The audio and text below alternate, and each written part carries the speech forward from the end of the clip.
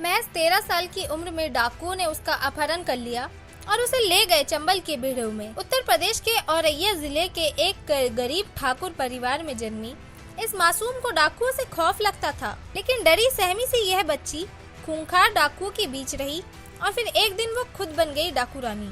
जी हाँ, ये कहानी है उस खूंखार डकैत की जिसके खौफ से 80 से 90 के दशक में चंबल के इलाकों में सन्नाटा पसरा रहता था। सन 1983 में कुख्यात डकैत लालराम ने जिस बच्ची का अपहरण किया था उसका नाम है सीमा परिहार। 18 साल की उम्र तक सीमा बंजर जंगल में दुर्दांत डाकुओं के बीच ही पली बड़ी, जिसका नतीजा ये हुआ कि सीमा परिहार जल्दी ही चंबल की सबसे बड़ी डकैत बनकर उभरी।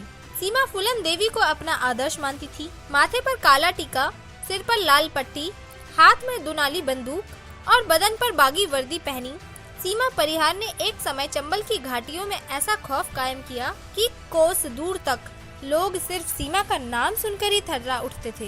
कहा जाता है कि इस डाकू रानी का खौफ 6 लाख एकड़ जमीन तक था। आंकड़े बताते हैं कि सीमा ने करीब 30 डकैती और 200 किडनैपिंग को खुद अंजाम दिया है। इतना ही नहीं, कहा तो यह भी जाता है कि सीमा ने 70 हत्याएं की। यह इस डाकू रानी की खौफ का ही आलम था कि उन दिनों पुलिस की मोस्ट वांटेड लिस्ट में उसका नाम सबसे ऊपर रखा गया था।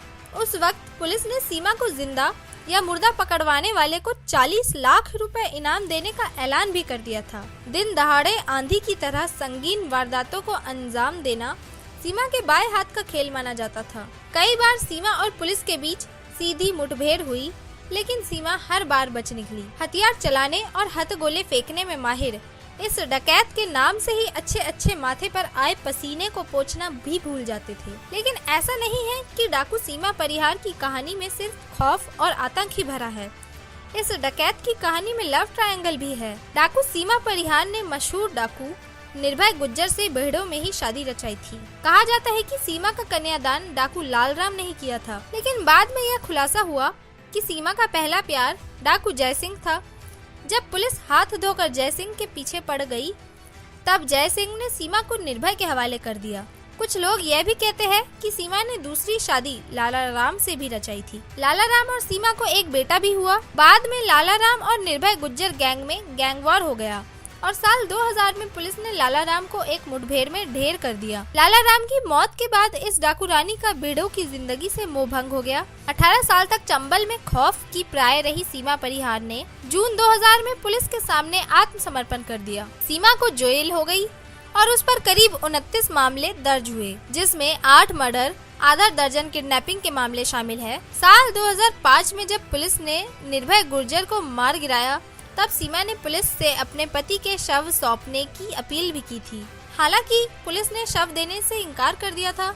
बावजूद इसके सीमा ने वाराणसी पहुंचकर निर्भय की अस्थियां विसर्जित की थी।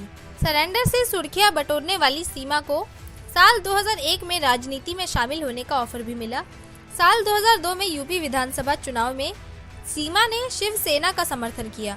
नवंबर 2006 में उसने इंडियन जस्टिस पार्टी ज्वाइन की। जनवरी 2008 में वो लोक जन शक्ति पार्टी में भी शामिल हुई। इसके बाद वो समाजवादी पार्टी में भी शामिल हो गई। सीमा परिहार की जिंदगी पर एक फिल्म वुंडेड भी बनी। खास बात यह है कि इस फिल्म में डाकू का रोल खुद सीमा ने ही निभाया था। यह फिल्म साल 2006 में रिलीज हुई थी। इस फिल्म ने क्रिटिक्स अवार्ड भी जीते। साल 2010 में सीमा टीवी शो बिग बॉस में नजर आई। करीब 78 दिन यानी 11 हफ्तों तक वो बिग बॉस के घर में भी रही। इसके अलावा सीमा ने दूरदर्शन पर आने वाले शो रणभूमि में भी काम किया।